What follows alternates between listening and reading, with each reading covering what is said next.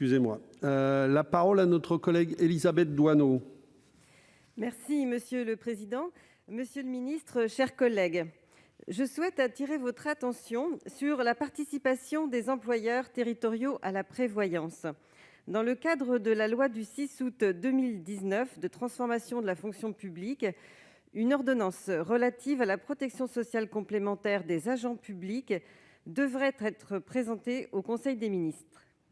À travers le principe d'une participation obligatoire et progressive des employeurs publics au financement de la complémentaire santé de leurs agents, le projet actuel d'ordonnance marque une avancée pour la protection des agents territoriaux qui, comme les données publiques l'attestent, connaissent une dégradation progressive de leur état de santé depuis plusieurs années.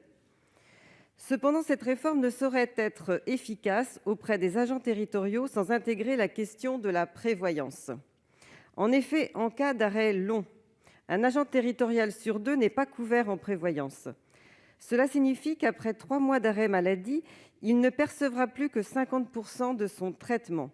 Cela entraîne aujourd'hui des situations de grande précarité, étant donné que 75% des agents territoriaux sont issus de la catégorie C et disposent donc de salaires très peu élevés. Au final, une partie des agents territoriaux en arrêt long renoncent à cotiser à leur complémentaire santé, quand bien même leur collectivité la finance déjà à 50%.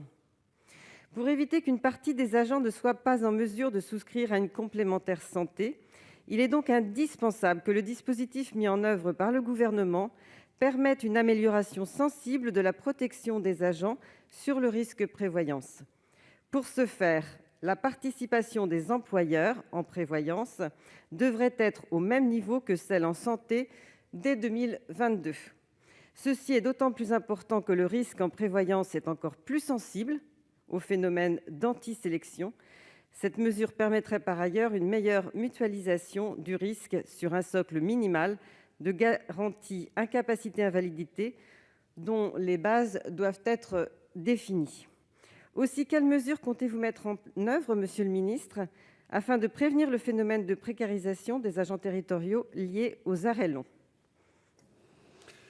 Monsieur le ministre. Merci, Monsieur le Président. Madame la sénatrice Doineau, la protection sociale complémentaire des agents publics est un sujet majeur. J'ai eu l'honneur de porter devant vous la loi de transformation de la fonction publique. Et comme ancien maire, je savais les disparités en matière de protection des agents, et notamment des agents les plus précaires, à la fois pour la question de la santé et pour la question de la prévoyance. La loi du 6 août prévoit une habilitation à légiférer par ordonnance sur le sujet. Et depuis, Amélie de Montchalin, ma collègue en charge de la fonction publique, a mené toutes les concertations nécessaires.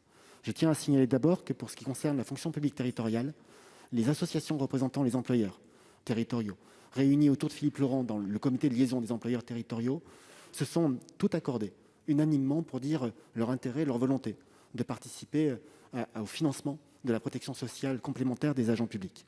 Les situations sont disparates. Certaines collectivités financent déjà à hauteur de 50%.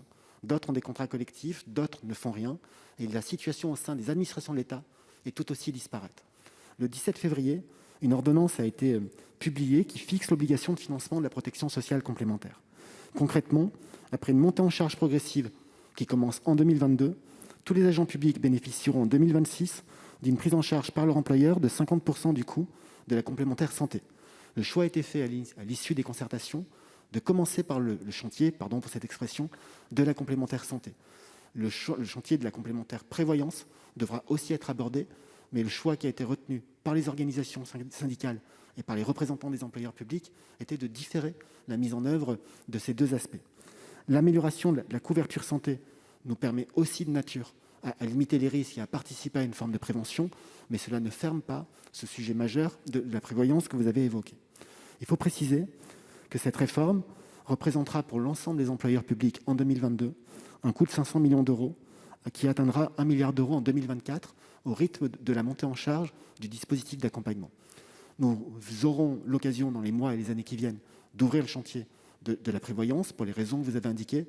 Le choix a été fait de séquencer les chantiers. Le choix a été aussi fait par cette ordonnance de rétablir une forme d'égalité de droit pour les agents publics, qui est le bénéfice d'une participation de l'employeur à hauteur de 50%, égalité de devoir pour les employeurs publics, puisque sur ce sujet-là, comme sur d'autres, Je pense à la prime de précarité pour les contrats courts. Bien souvent, les employeurs publics, dans leur collégialité, s'étaient exonérés des obligations qui pesaient sur les employeurs privés. Ainsi, les choses sont réparées. Merci, monsieur le ministre. 4 petites secondes, madame Doineau. Je remercie le ministre. Je sais qu'il a beaucoup travaillé sur le sujet et je serai très attentive à cette équité qui est nécessaire pour les complémentaires santé comme pour la prévoyance des agents territoriaux. Merci.